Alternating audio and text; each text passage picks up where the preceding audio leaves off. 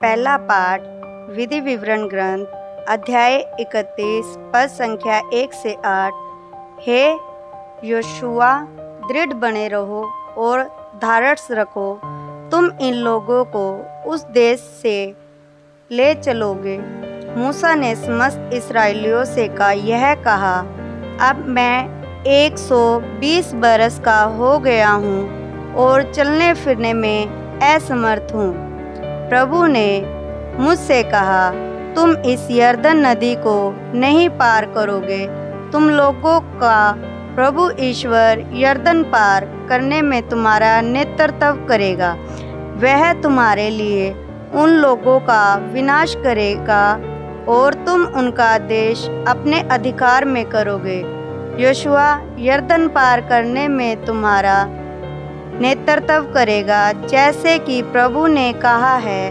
प्रभु उन लोगों का विनाश करेगा जैसा कि उसने अमोरियों के राजाओं सिय्योन और ओग का तथा उनके देश का विनाश किया है। जब प्रभु उन लोगों को तुम्हारे हवाले कर देगा तो तुम मेरे आदेश के अनुसार ही उनके साथ व्यवहार करोगे।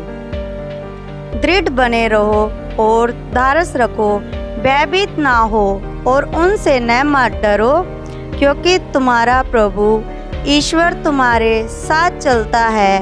वह तुम्हें निराश नहीं करेगा और तुमको नहीं छोड़ेगा। तब मूसा ने योशुआ को बुलाया और सभी इस्राएलियों के सामने उससे कहा, दृढ़ बने रहो और धारस रखो, तुम इन लोगों को उस देश ले चलोगे जिसे प्रभु ने शपथ रखा कर उनके पूर्वजों को देने की प्रतिज्ञा की है। तुम उस देश को उनके अधिकार में दे दोगे।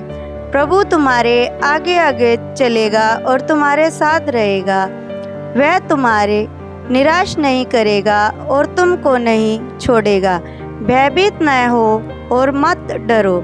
यह प्रभु की वाणी है। ईश्वर को धन्यवाद। भजन अनुवाक्य। प्रभु ने उन्हें अपनी प्रजा बना लिया। अनुवाक्य।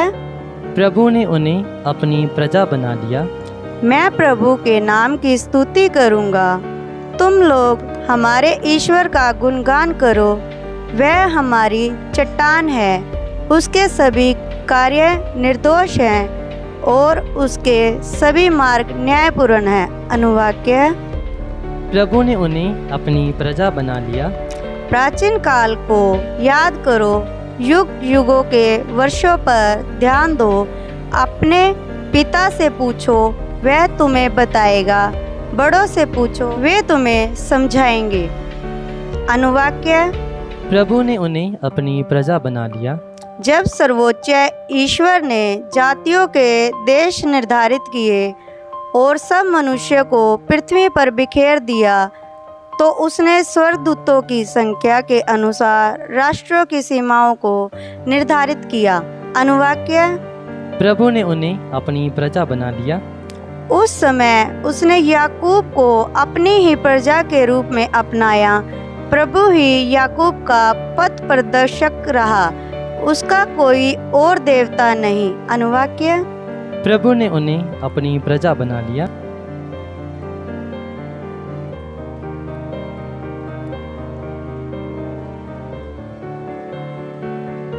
संत मत्ती रचित पवित्र सुसमाचार अध्याय 18 पद संख्याएं 1 से 5, 10, 12 से 14। उस समय शिष्य यीशु के पास आकर पूछने लगे, स्वर्ग के राज्य में सबसे बड़ा कौन है?